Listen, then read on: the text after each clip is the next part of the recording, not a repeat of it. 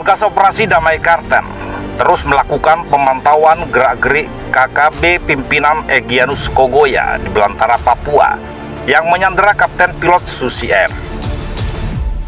Dilakukan pemantauan karena titik singgah kelompok ini sudah diketahui. Hal ini bukan tidak dirasakan oleh sang Panglima KKB Egyanus Kogoya.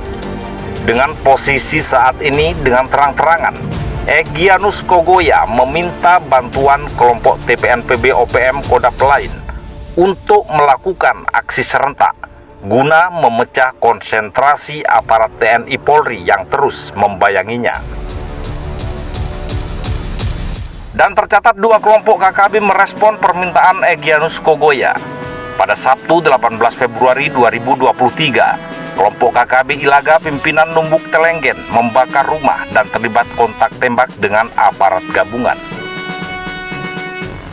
Kelompok KKB Yahukimo pimpinan Elkius Kobak membantai pedagang kue atas nama Hamid di distrik DKI Yahukimo. Korban tewas akibat luka tusuk dan bacok di sejumlah tubuhnya. Tak hanya itu, siasat yang digunakan Egyanus Kogoya supaya terhindar dari penyerangan aparat TNI Polri. Egyanus Kogoya diketahui menjadikan anak-anak dan perempuan sebagai tameng. Hal ini diungkap Komandan Korem 172 Praja Wirayakti Brigjen TNI JU Sembiring yang memimpin langsung operasi tersebut dengan mengatakan, kelompok KKB Egyanus Kogoya menjadikan anak-anak dan perempuan sebagai tameng. Jenderal Kopassus ini mengatakan tujuan anak dan perempuan dijadikannya tameng agar pelanggaran hak asasi manusia selalu ditujukan pada aparat TNI dan Polri. Kami sudah lama mengetahui bila anak-anak dan perempuan dijadikan tameng hidup oleh KKB, kata Brigjen JU Sembiring.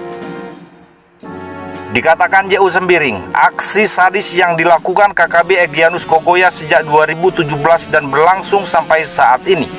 Dia melanjutkan, salah satu cara itu agar tercipta opini bahwa anggota TNI Polri yang melakukan penembakan terhadap anak-anak dan kaum perempuan hingga berujung pada pelanggaran HAM. Namun saat ini prajurit TNI Polri sudah terlatih, mengerti mana yang perlu dilakukan dan mana yang tidak perlu dilakukan. Karena HAM menjadi pedoman bagi prajurit dalam bertugas, kata Danrem JU Sembiring. Dengan kondisi yang sudah terdesak saat ini, di samping dua siasat tersebut, Egyanus Kogoya tanpa rasa malu ingin menukar sandera Kapten Pilot dengan senjata, amunisi, dan uang. Padahal sebelumnya kelompok ini bersikukuh hanya ingin menukar sandera dengan kemerdekaan Papua. Permintaan KKB Egyanus Kogoya itu diungkap Kapolda Papua Irjen Matius De Fahiri. Namun permintaan ini dinilai sangat aneh. Fahiri mengatakan Egyanus meminta senjata api dan sejumlah uang sebagai bentuk tebusan tersebut. Jadi memang pernah dia menyampaikan tuntutan untuk sebagai tebusan, yaitu meminta mengganti senjatanya yang hilang dan uang tunai, ungkap Irjen Matius De Fahiri. Namun demikian, Matius menegaskan Polri dan TNI telah menyiapkan strategi dalam penindakan hukum terhadap Egyanus Kogoya dan kawan-kawan. Hanya saja Fahiri mengaku butuh waktu untuk bisa menangkapnya. Fahiri juga mengaku belum bisa berbicara batas waktu dalam operasi penindakan hukum terhadap Egyanus Kogoya dan kawan-kawan. Pasalnya, pihaknya masih mengutamakan keselamatan pilot Susi Air Philip Max Martin. Sementara itu, Kabid Humas Polda Papua Kombes Ignatius Beni Adi Prabowo juga menegaskan permintaan pengembalian senjata api dan uang tunai sebagai tebusan pilot Susi Air tak akan dipenuhi. Beni mengatakan permintaan tersebut tidak masuk akal. Lebih lanjut, Beni menyampaikan permintaan itu disampaikan Egyanus Kogoya kepada seseorang penyampai pesan. Dijelaskan bahwa senjata api mereka hilang dan harus diganti. Katanya senjata mereka hilang, kita tidak tahu hilang di mana.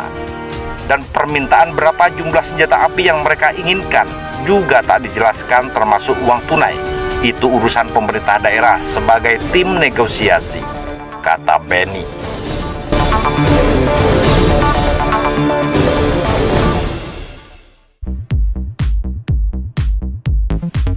Keluarga tak akan memakamkan 9 jenazah sebelum mengetahui hasil autopsi yang dilakukan oleh rumah sakit.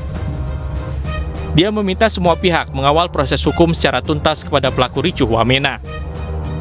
Dari Jayawijaya, Papua Pegunungan, Tim Liputan iNews melaporkan.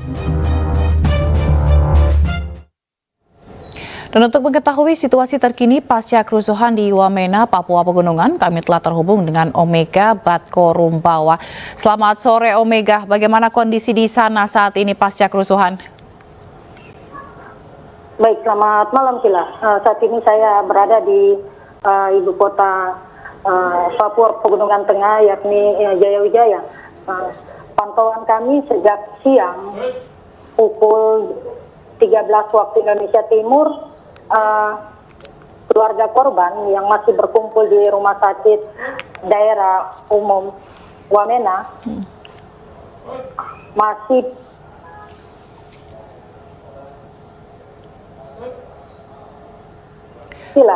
yang saat ini dapat kami laporkan sudah pada pukul 15 waktu Indonesia Timur tadi telah dilakukan pemakaman di tempat pemakaman umum Sinakma. 9 jenazah warga korban sipil yang menjadi korban isu penculikan anak tadi telah dimakamkan dan dikawal ketat oleh aparat TNI Kodim Jayawijaya dan dikawal langsung oleh Dandim Jayawijaya Letkol Antonius Murid yang sangat berperan penting melakukan negosiasi atau mediasi bersama keluarga korban dengan kedua belah pihak aparat kepolisian TNI Polri. Silakan. Baik, kalau untuk proses hukum terhadap para provokator ataupun terduga pelaku, bagaimana sangka atas kericuhan ini? Hingga saat ini aparat kepolisian masih melakukan pendalaman atau lidik terhadap para pelaku, namun masih menunggu proses yang dilakukan aparat kepolisian nanti. Baik, Omega, berarti bisa dipastikan bahwa pemicu dari kerusuhan yang diduga adanya isu penculikan anak ini hoax begitu ya, dari pantauan Anda di lokasi?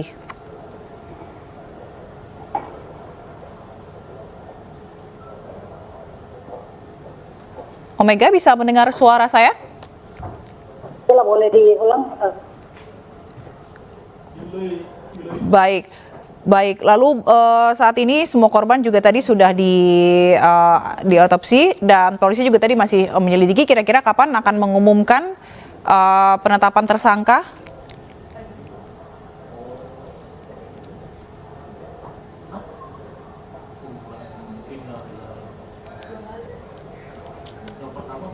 Baik, mohon maaf pemirsa karena ada gangguan teknis. Sebelumnya terima kasih rekan Omega telah melaporkan dari Papua terkait dengan kericuhan yang terjadi di sana.